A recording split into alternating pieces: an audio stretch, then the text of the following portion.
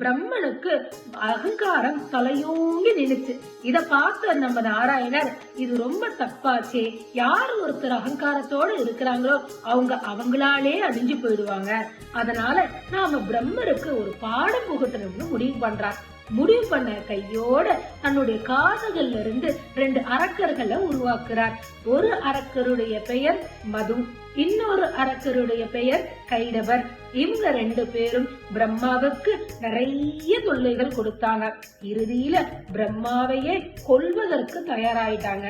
இந்த சூழ்நிலையில நாராயணர் பிரம்மரை கொல்ல முயன்றும் பொழுது நம்மளுடைய 2 அரக்கர்கள் கிட்ட நீங்க பிரம்மாவை கொல்ல கூடாதுன்னு சொல்றார்.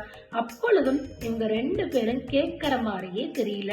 உடனே நாராயணர் என்ன தெரியுமா சொல்றார், உங்களுக்கு ஏதாவது வரம் வேணும்னா கேளுங்கப்பா, நான் உங்களுக்கு வரத்தை கொடுக்கறேன், ஆனா நீ பிரம்மனை கொல்ல கூடாது அப்படின்னு சொல்றார்.